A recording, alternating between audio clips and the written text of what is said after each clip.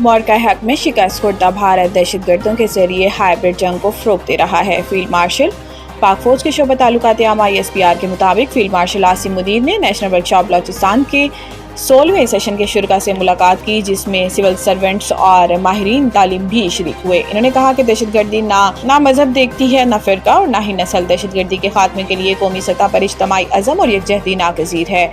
Field marshal نے بھارت کی جانب سے دہشت گرد عناصر کی سرپرستی کو بلوچستان کی عوام کی حب الوطنی کو نشانہ بنانے کی ناکام کوشش قرار دیا اور کہا کہ ملک کو درپیش داخلی یا خارجی خطرات کی صورت میں قومی وقار اور عوام کی سلامتی کے تحفظ کے لیے ہر ممکن اقدام کیا جائے گا۔ فیلڈ مارشل عاصم منیر نے بھارت کی جانب سے دہشت گرد عناصر کی سرپرستی کی مذمت کرتے ہوئے کہا کہ بھارت مورکہ حق میں شکست سے دوچار ہو چکا۔ بھارت دہشت گرد گروہوں کے ذریعے ہائبرڈ جنگ کو فروغ دے رہا ہے۔ یہ گروہ بھی مورکہ حق میں بھارت کو ذلت آمیز شکست جیسا ہی انجام پائیں گے۔ فیلڈ مارشل عاصم منیر نے بلوچستان میں ترقیاتی منصوبوں کی اہمیت کو اجاگر کرتے ہوئے تمام اداروں کے درمیان باہمی تعاون اور مربوط قومی حکمت عملی اپنانے کی ضرورت پر زور دیا۔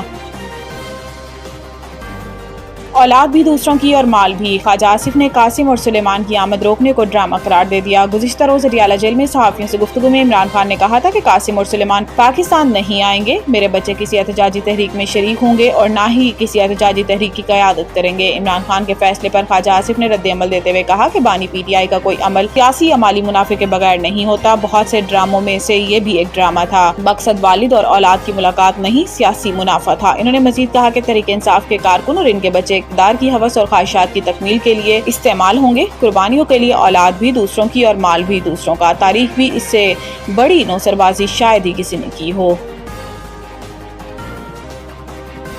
چینی کی قیمتوں کی سختی سے مانیٹرنگ ہو رہی ہے، 1-2 روز میں قیمتیں نیچے آ جائیں گی۔ کوارڈینیٹر وزیر اعظم رانا احسان افضل کا کہنا تھا کہ چینی کی حالیہ قیمتوں میں اضافے کی وجہ سے ایکسپورٹ کو قرار دیا جا رہا ہے، تو اس میں یہ چیز سمجھنا ضروری ہے کہ چینی کے پچھلے سیزن میں پروڈکشن 6.8 ملین ٹن کے قریب تھی، جو کہ کافی تھی مقامی استعمال کے لیے، اور آپ کے پاس ایک بڑا سرپلس تھا جس کی بنیاد پر ایکسپورٹ کی اجازت تھی۔ انہوں نے اپنی بات جاری رکھتے ہوئے بتایا کہ اس بار چینی کی پروڈکشن 5.8 ملین ٹن رہی، جو کہ پروجیکشن سے 1 ملین ٹن کم تھی، جس کی بڑی وجہ موسمیاتی تبدیلی ہے۔ رانا احسان افضل نے بتایا کہ جب وزیر اعظم شہباز شریف کو معاملے کا علم ہوا تو انہوں نے فوری طور پر چینی کی ایکسپورٹ کو روکنے کا کہا، لیکن اس وقت تک بہت دیر ہو چکی تھی۔ ان کا کہنا تھا کہ جب چینی کی ایکسپورٹ کی اجازت دی گئی تو اس وقت اضافی چینی موجود تھی، جس کے بعد 5 لاکھ ٹن اضافی بفر رکھنے کے بعد چینی کی ایکسپورٹ کی اجازت دی گئی۔ خیبر پختونخوا ہمارا صوبہ ہے اور ہماری مشاورت کے بغیر فیصلے مسلط نہ کیے جائیں۔ وزیر اعلیٰ گنڈاپور صوبے میں امن و امان کی صورتحال پر وزیر اعلیٰ علی امین گنڈاپور کی زیر صدارت PTI پارلیمانی پارٹی اور امن و امان سے متعلق ہنگامی اجلاس ہوا، جس میں chief secretary IGP additional chief اور دیگر متعلقہ حکام نے شرکت کی۔ اجلاس میں باجوڑ واقعے کے تناظر میں امن و امان کی تازہ صورتحال کا جائزہ لیا گیا۔ متعلقہ حکام کی جانب سے وزیر اعلیٰ کو امن و امان کی تازہ صورتحال پر بریفنگ دی گئی۔ پارلیمانی پارٹی کے اجلاس کے بعد وزیر اعلیٰ علی امین گنڈاپور نے ویڈیو بیان جاری کیا، جس میں ان کا کہنا تھا کہ ہم امن و امان کے حوالے سے گزشتہ دنوں منعقد ہونے والی آل پارٹیز کانفرنس کے فیصلوں پر قائم ہیں۔ ہم سرکاری سطح پر ان فیصلوں پر عمل درآمد کی تیاریاں کر رہے ہیں۔ ان کا کہنا تھا کہ باجوڑ میں ایک افسوسناک واقعہ رونما ہوا۔ اس واقعے میں علاقے کے معصوم شہری شہید ہوئے۔ دہشت گردی کے خلاف آپریشن میں شہریوں کے جانی نقصانات کی منفی اثرات مرتب ہو رہے ہیں۔ اس طرح کے واقعات سے فوج اور عوام کے درمیان اعتماد ختم ہو رہا ہے۔ عوامی اعتماد ختم ہونے کی وجہ سے ہم دہشت گردی کے خلاف جنگ نہیں جیت پا رہے۔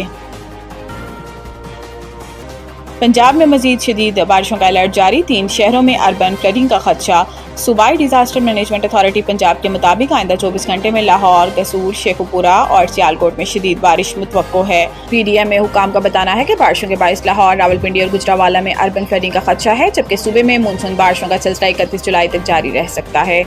DG PDMA کے مطابق دریائے جناب، جہلم، راوی اور ان سے ملحقہ ندی نالوں میں طغیانی کا خدشہ ہے، جبکہ دریائے ستلج میں گنڈا سنگھ کے مقام پر پانی کے بہاؤ میں اضافہ متوقع ہے۔ DG PDMA کے مطابق ناروال، ناراوئی میں نچلے درجے کا سیلاب ہے۔ گلگت 2 جرمن خاتون کوہ پیما لینڈ سلائیڈنگ کی زد میں آ گئی۔ گلگت کے علاقے ہوشی ویلی میں لینڈ سلائیڈنگ کی زد میں آنے والی خاتون کوہ پیما کی تلاش جاری۔ ترجمان گلگت بلتستان حکومت فیض اللہ فراق کے مطابق ایک کوہ پیما کروس مرینا ایوا کو گزشتہ روز ریسکیو کر لیا گیا تھا اور دوسری جرمن خاتون لورا ڈالمائر زخمی حالت میں لاپتہ ہیں۔ ترجمان کا کہنا ہے کہ ہیلی کاپٹر اور ماہر ٹیم کے ذریعے جرمن خاتون کوہ پیما کی تلاش جاری ہے، جبکہ ریسکیو ٹیم زمینی راستوں سے بھی ریسکیو آپریشن کرے گی۔ جرمن خواتین 28 جولائی کو لیلی پیک سر کرنے کے دوران لینڈ سلائڈنگ کی زد میں آ گئی تھیں۔